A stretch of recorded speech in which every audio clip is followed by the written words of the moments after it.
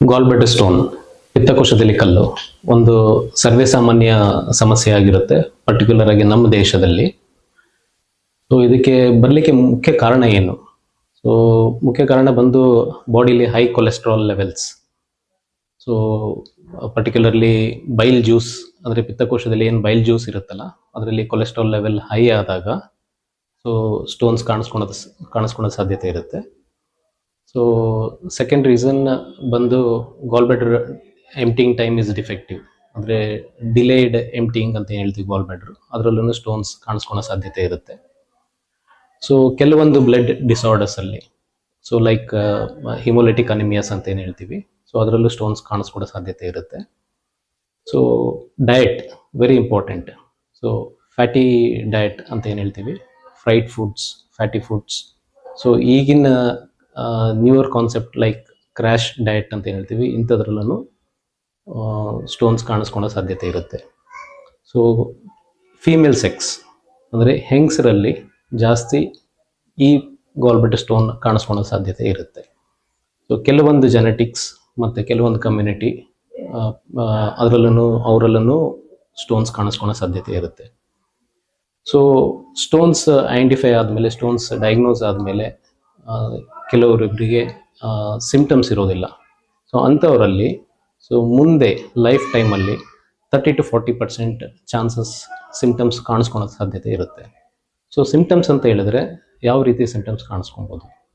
So early ಸ್ಟೇಜಸಲ್ಲಿ so ಸಣ್ಣ ಪ್ರಮಾಣದಲ್ಲಿ ಹೊಟ್ಟೆ ಭಾಗದಲ್ಲಿ ನೋವು, ಹೊಟ್ಟೆ ಮೇಲ್ಭಾಗದಲ್ಲಿ, ಮಧ್ಯಭಾಗದಲ್ಲಿ ಇಲ್ಲ ಎಡಭಾಗದಲ್ಲಿ ನೋವು ಕಾಣಿಸ್ಕೊಳ್ಳೋ ಸಾಧ್ಯತೆ ಇರುತ್ತೆ. ಅಜೀರ್ಣ ಸಮಸ್ಯೆ, ಗ್ಯಾಷಿಯಸ್ನೆಸ್ ಸಮಸ್ಯೆ. ಸೊ ಇದು ಅರ್ಲಿ ಸಿಂಪ್ಟಮ್ಸಲ್ಲಿ ಇರುತ್ತೆ, ಅರ್ಲಿ ಸ್ಟೇಟಸಲ್ಲಿ ಇರುತ್ತೆ. So as a disease progress, so ಕೆಲವೊಬ್ಬರಿಗೆ ನೋವಿನ ಪ್ರಮಾಣ ಜಾಸ್ತಿಯಾಗಿ ಸಿವಿಯರ್ ಪೇನ್ ಅಂತ ಏನು ಹೇಳ್ತೀವಿ ಹೊಟ್ಟೆ ಮೇಲ್ಭಾಗದಲ್ಲಿ, ಆ ನೋವು ಶೋಲ್ಡರಿಗೆ ಇಲ್ಲ ಅಂತ ಹೇಳಿದ್ರೆ ಅಪ್ಪರ್ ಬ್ಯಾಕಿಗೆ ರೇಡಿಯೇಟ್ ಆಗೋ ಸಾಧ್ಯತೆ ಇರುತ್ತೆ. ಕಾಂಪ್ಲಿಕೇಶನ್ಸಲ್ಲಿ ಜಾಂಡಿಸ್ ಇಲ್ಲ ಪ್ಯಾಂಕ್ರಿಯಾಟಿಸ್ ಕಾಣಿಸ್ಕೊಳ್ಳೋ ಸಾಧ್ಯತೆ ಇರುತ್ತೆ. ಸೊ ಇದಕ್ಕೆ ಹೇಗೆ ಐಡೆಂಟಿಫೈ ಮಾಡೋದು ಗಾಲ್ಬ್ಲಾಡರ್ ಸ್ಟೋನ್? ಕೆಲವೊಂದು ಸಿಂಪಲ್ ಟೆಸ್ಟ್ ಇರುತ್ತೆ. ಸೊ ಲೈಕ್ ಅಲ್ಟ್ರಾಸೌಂಡ್ ಅಬ್ಡಮಿನ್ ಅಂತ ಹೇಳ್ತೀವಿ, ಅದು ಹೊಟ್ಟೆ ಭಾಗದ ಸ್ಕ್ಯಾನಿಂಗ್, ಲಿವರ್ ಫಂಕ್ಷನ್ ಟೆಸ್ಟ್, ಮತ್ತು pancreas related test like serum amylase and serum lipase. ಕೆಲವೊಂದು ಫ್ಯೂ ಕೇಸಸಲ್ಲಿ ನಾವು MRI ಇಲ್ಲ ಅಂತ ಹೇಳಿದ್ರೆ CT ಸ್ಕ್ಯಾನ್ ಅಡ್ವೈಸ್ ಮಾಡ್ಬೋದು. ಸೊ ಇದಕ್ಕೆ ಗಾಲ್ಬ್ಲಾಡರ್ ಸ್ಟೋನ್ಸಿಗೆ ಟ್ರೀಟ್ಮೆಂಟ್ ಅಂತ ಹೇಳಿದ್ರೆ ಮೆಡಿಸಿನ್ಸ್ ಅಲ್ಲ. Gold standard treatment for gallbladder stone is surgery. Laparoscopic surgeries ಮುಖಾಂತರ, ಅಂದರೆ ಕೀ ಹೋಲ್ ಸರ್ಜರಿ ಅಂತ ಏನು ಹೇಳ್ತೀವಿ, ಅದರ ಮುಖಾಂತರ ಡಿಸೀಸ್ ಗಾಲ್ಬ್ಲಾಡರ್ ಮತ್ತು ಸ್ಟೋನ್ನ ರಿಮೂವ್ ಮಾಡ್ತೀವಿ ನಾವು. So following surgery 4 to 5 hours ಅಲ್ಲಿ ಪೇಷಂಟ್ಸ್ ರಿಕವರ್ ಆಗ್ತಾರೆ. Majority of the patients 24 hours ಅಲ್ಲಿ ಡಿಸ್ಚಾರ್ಜ್ ಆಗ್ತಾರೆ. So within 48 to 72 hours they can achieve to normal activities. In post surgery diet ಬಂದು 1 to 2 days ಸಾಫ್ಟ್ ಡಯಟ್ ಇರುತ್ತೆ, ಆಮೇಲೆ 3 to 4 days ಆದಮೇಲೆ regular diet follow ಮಾಡ್ಬೋದು.